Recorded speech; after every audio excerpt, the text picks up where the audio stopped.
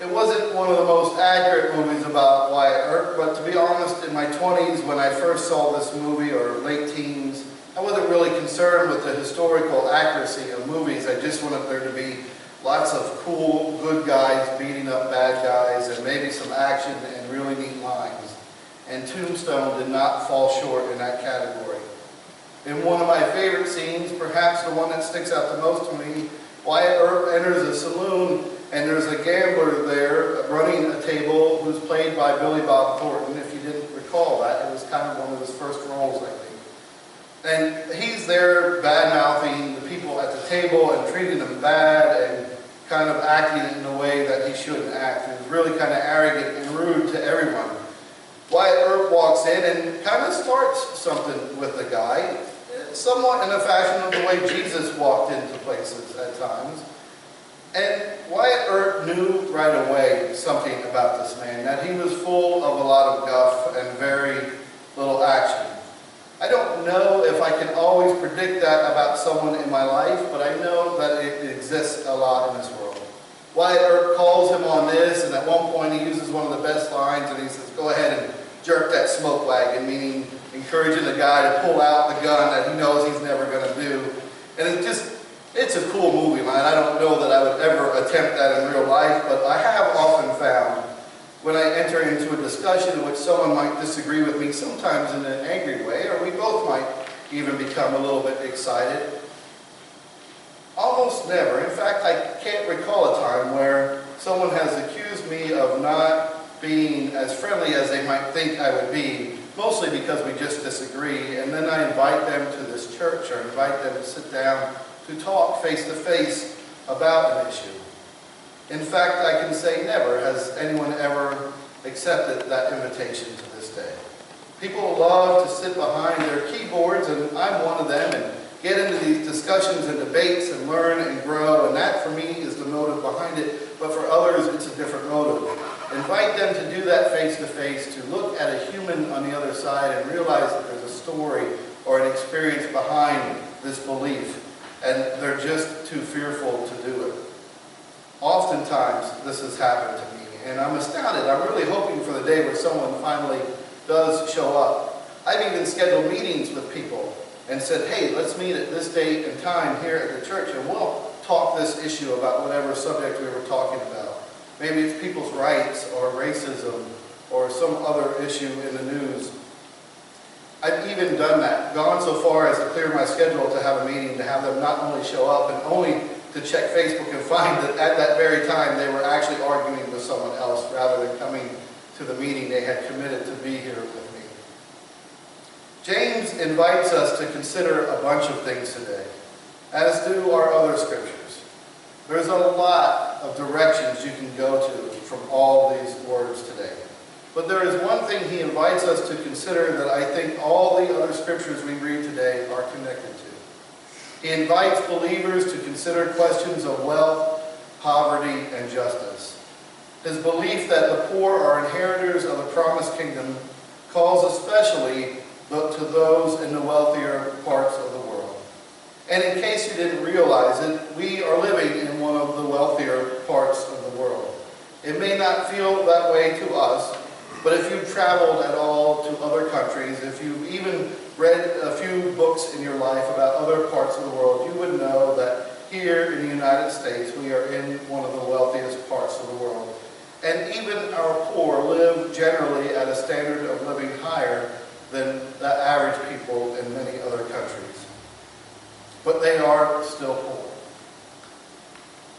He calls us to do things about that, to do more than pray, even more than to give money to those issues that tug at our heart. But James calls us to question our own roles in oppression.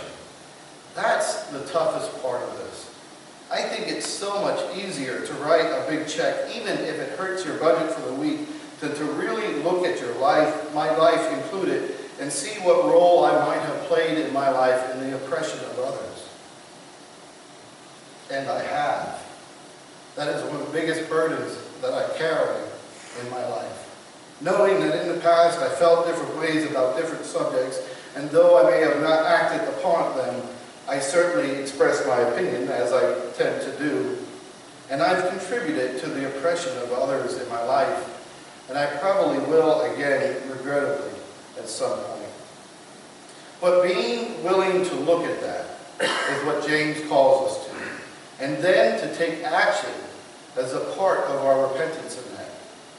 James doesn't tell us it's okay now, you're forgiven because you realize it. He calls us to do things, to act differently than we did before because of being what some might say woke to different subjects in our world. So much in our world is just talk, and even more of what we think might be righteous acts in our giving is very convenient. And giving is very important. These causes, whatever they are to you that mean something, do need your financial support. That's a great thing to do. But they also need a transformation of people. If you believe in something, you believe that it might transform your life.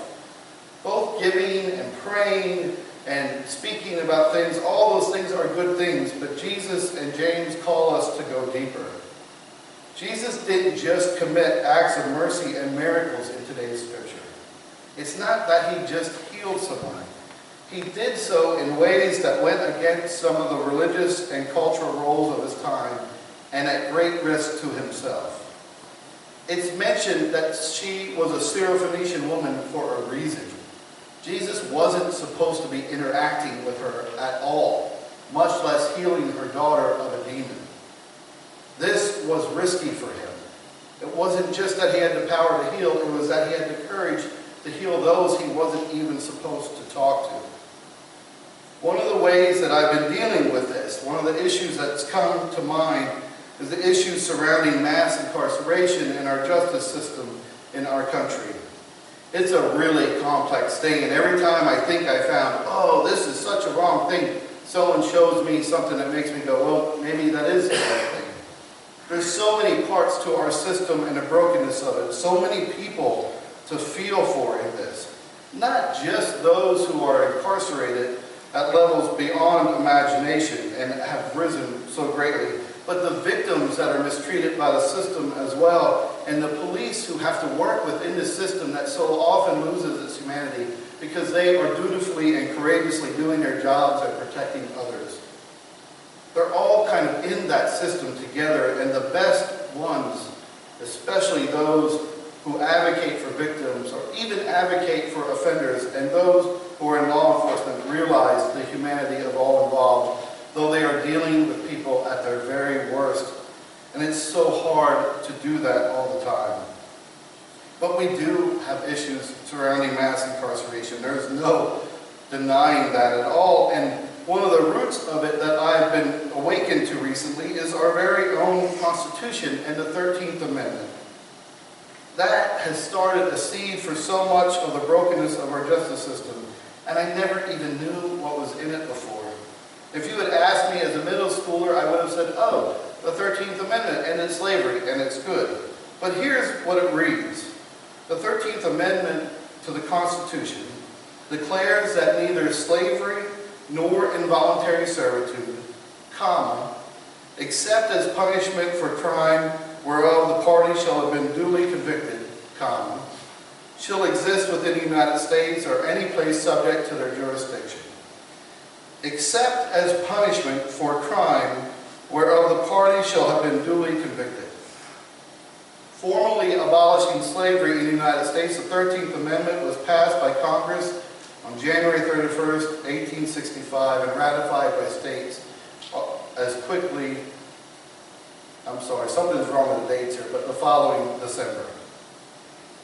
Now, we can read some things here that many of us might agree with, and I do. Certainly ending the slavery is good. And certainly when you read this statement, this amendment on the surface, it might make us think, including myself, well, they shouldn't just sit around in prison. They should be made to pay back their debt to society. I understand that line of thinking. It sounds very reasonable on the surface. And if used in a reasonable manner, the 13th Amendment could be very good and reasonable. But it has led to so much other things. There is so much more to this than just that.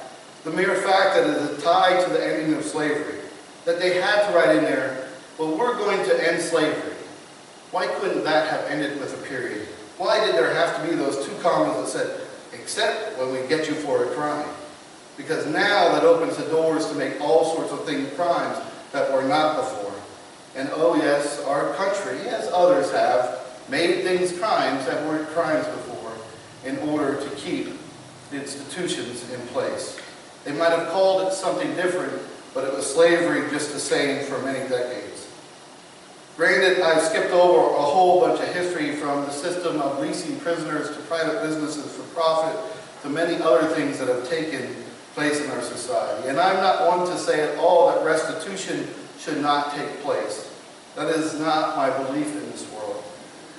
But I believe that restoration is a part of that restitution. And it will not work for everyone, but it will work for some. That's better than what we're doing now. From the corruption involved in prisoner leasing to the so-called wages that get swiped away by simply buying unnecessary hygiene projects, we still have this system in place in our country. We just call it something else. I might have the number a little off here, so I'll round off, but the maximum wage a person incarcerated can make in the state of Pennsylvania is around 60 cents per hour. And when I first heard that, I thought, well, what do they need the money for anyway?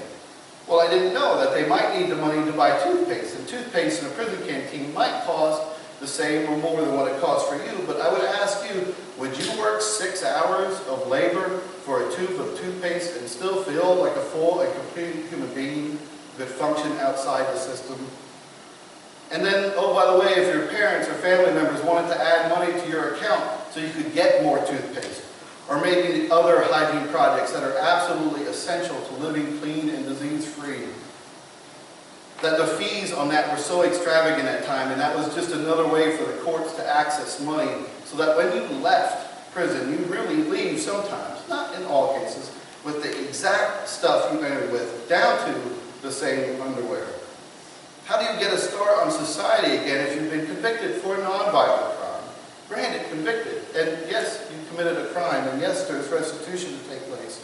But how do you start over when all you have left 10 years later when you leave is the same underwear you had when you went in that day, and now you have to check a box on every employment application for the rest of your life because you didn't do the time. You're doing time for the rest of your life.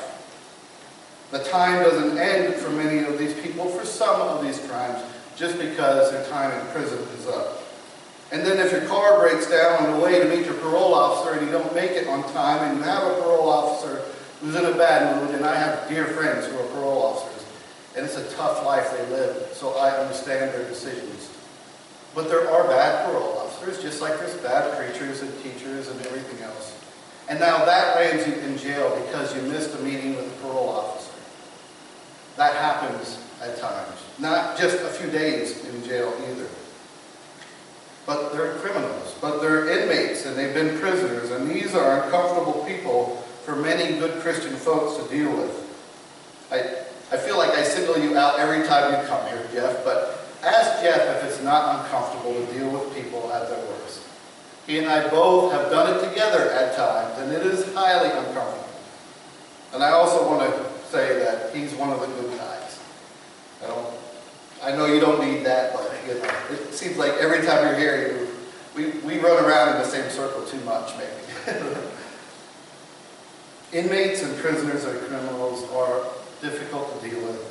I made a visit recently to the county prison, and it's really a little bit unnerving for a guy like me to even walk up to that place. You're going up the steps and, oh, there's a cool little historical marker. Yeah, but it's reminding you that, hey, we hung people here. The Molly Maguires, who may or may not have actually done, if we look at the history, what they're accused of. I don't really know all that history too much, but I know that to this day there's debate over whether or not the right people were hung and what they were doing was bad or not. It's a pretty dark looking place from the outside. And when they say that prisoners are getting drugs in jail, I believe them. I know I've talked to them.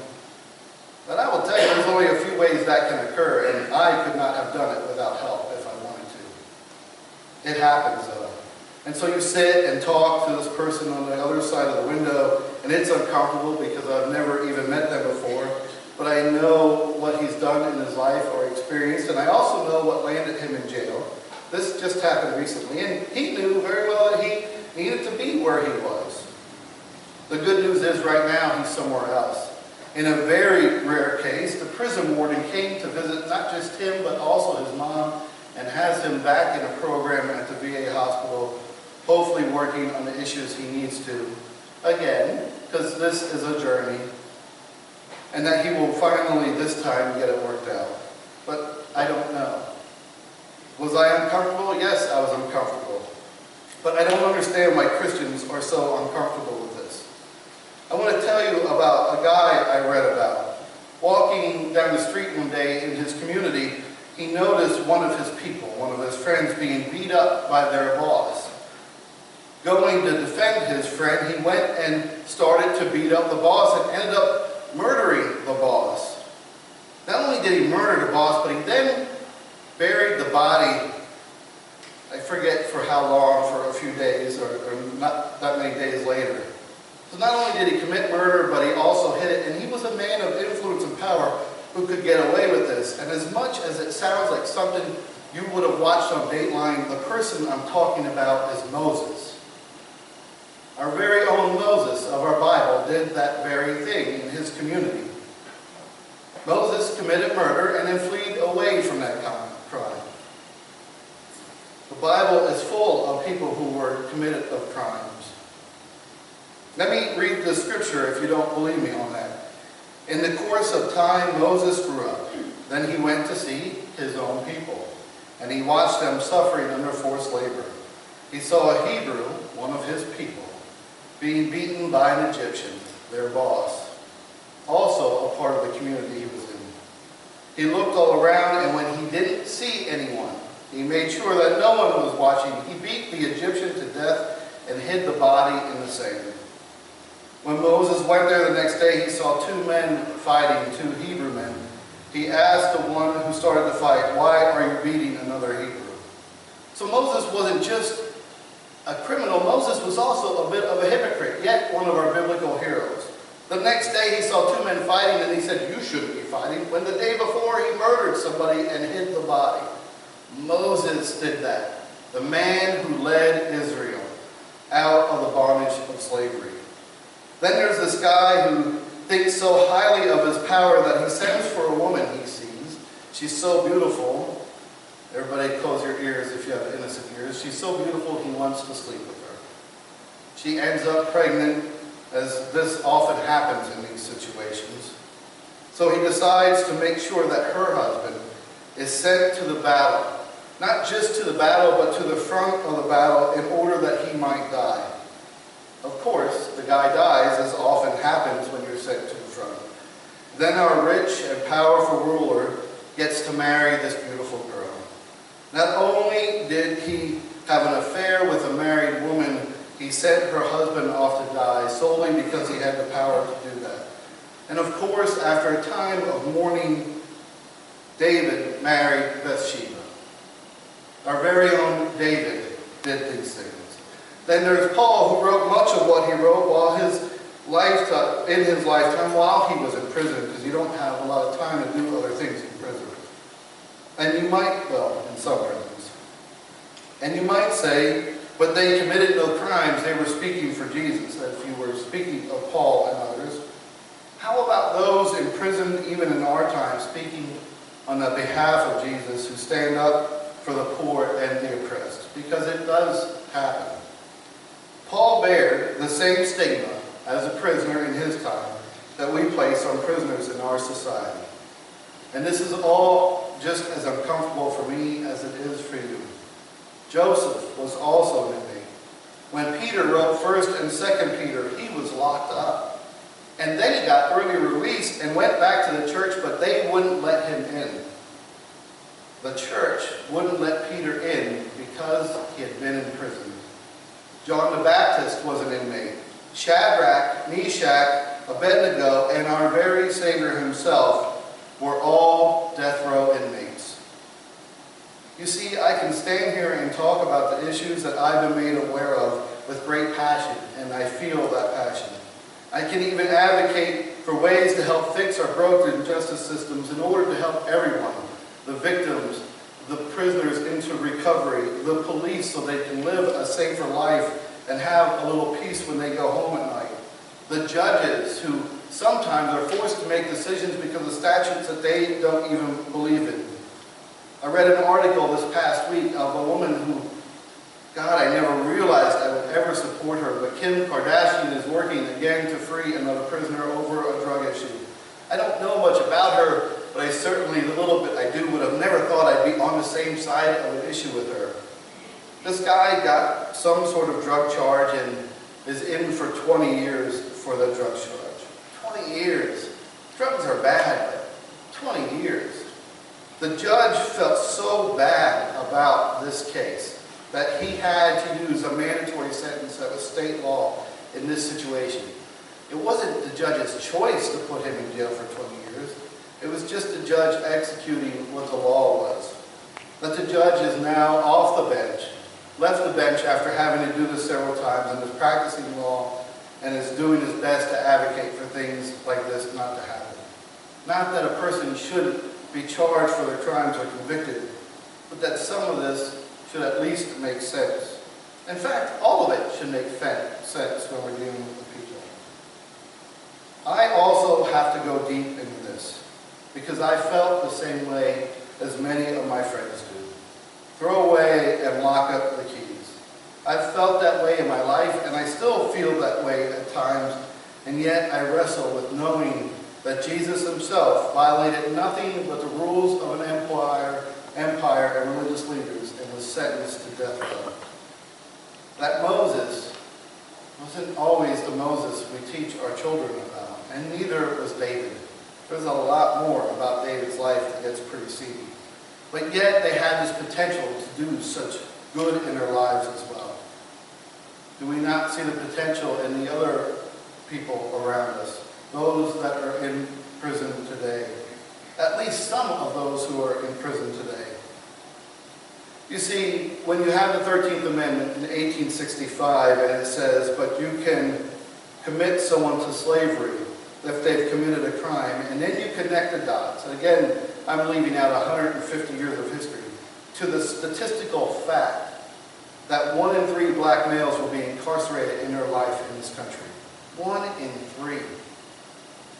1 in 3 black males will be incarcerated in their life. Now there's a lot to all that.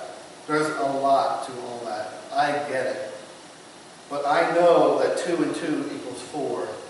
And I can connect the dots because the dots are there from that amendment to our current situation. Should people be responsible for their actions? Absolutely. And so should a country. And so should a people, a community who is complacent in allowing some of these things in our system to go on.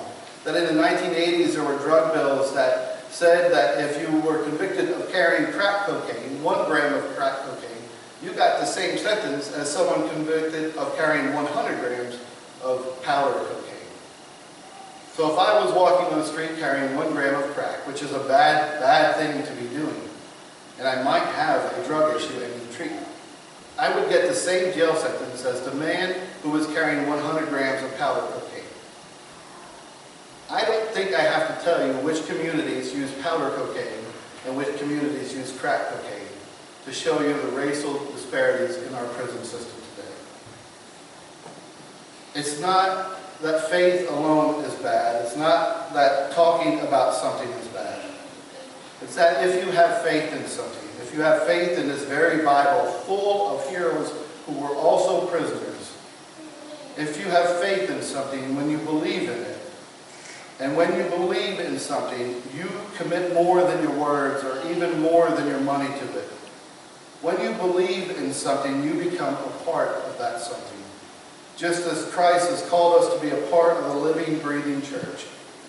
To be Christ in this world is really impossible work. It's difficult, it's risky, and it's tiring. But if you believe in it, it is everything that there is. Amen. Please join me in the front of our Apostles' Creed.